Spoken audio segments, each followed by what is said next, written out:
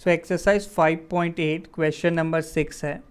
Examine the applicability of mean value theorem for the three functions. First function है F of X equal to greatest integer of X for X belonging to 5 close to 9 close.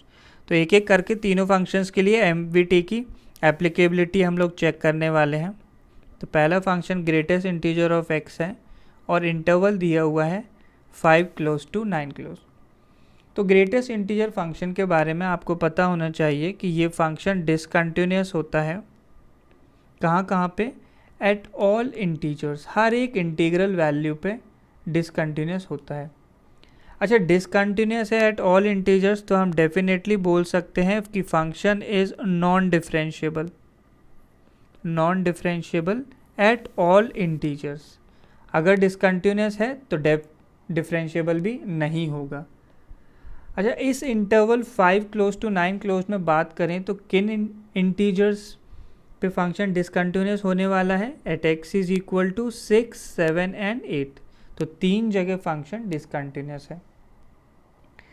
तो एमवीटी की जो first दो conditions हैं, दो conditions कि function continuous होना चाहिए in close interval A to B और डिफरेंशिएबल होना चाहिए in open interval A to B, तो दोनों ही कंडीशन सेटिस्फाइड नहीं है।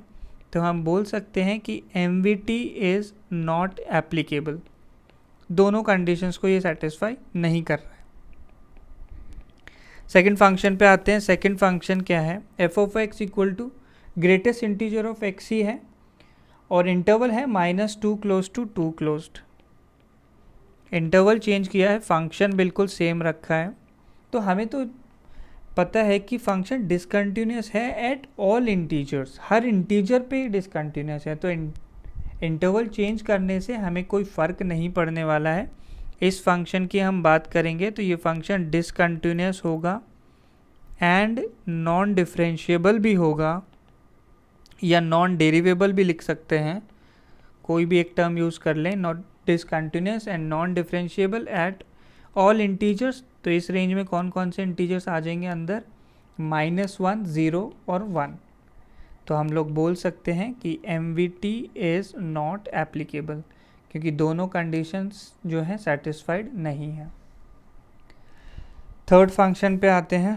थर्ड फंक्शन गिवन है हमें f of x is equal to x square -1 और इंटरवल है 1 क्लोज टू 2 क्लोज्ड।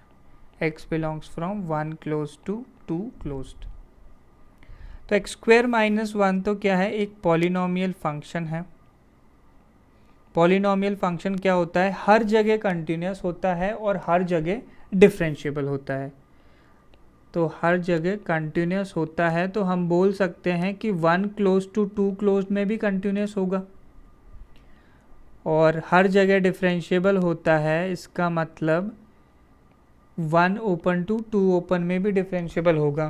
तो यही दो कंडीशन होती है हमारे पास मीन वैल्यू थ्योरम की। तो दोनों कंडीशंस को सेटिस्फाई कर रहा है। तो अब हमें बस एफ डैश सी की वैल्यू चाहिए। तो उसके लिए एफ ऑफ एक्स का डेरिवेटिव लिया तो f dash x, x square -1 का क्या आ जाएगा? Simply 2x। तो कंडीशन होती है कि f dash c is equal to F of B minus F of A upon B minus a for some c belonging to open interval A to b. ये MVT की का statement है हमारे पास। तो एफ डैश एक्स की value 2x आ गई है तो एफ डैश सी कितना आ जाएगा यहाँ से? 2c। अब एफ ऑफ ए और एफ ऑफ बी और निकाल लेते हैं। तो एफ ऑफ ए यानी एफ ऑफ 1 की वैल्यू चाहिए हमें। तो एक्स स्क्वेयर -1 में 1 रखा तो 1 स्क्वेयर -1 इज 0 और एफ ऑफ 2 कितना आ जाएगा? एफ ऑफ 2 होगा 2 स्क्वेयर -1 जो वैल्यू आ जाएगी 3। तो बाय एमवीटी को अप्लाई करेंगे तो हम बोल सकते हैं एफ डैश सी की वैल्यू कितनी आनी चाहिए? F of B minus F of A upon B minus A. F dash C हमने कितना निकाला है? एफ डैश सी की वैल्यू आई है 2c। तो 2c is equal to F of B minus F of A. तो एफ ऑफ बी की value 3 है और एफ ऑफ ए की वैल्यू 0 है। तो 3 - 0 अपॉन बी माइनस ए यानी 2 - 1। तो ये वैल्यू आ गई हमारे पास 3। तो यहाँ से c की वैल्यू आ गई है 3/2 और क्लियरली हम लोग बोल सकते हैं कि 3/2 बिलोंग्स फ्रॉम 1 to 3, 1 से 3 के बीच में ही लाई करता है। तो MVT जो है कम्प्लीटली एप्लीकेबल है और c की वैल्यू 3/2 आ गई है।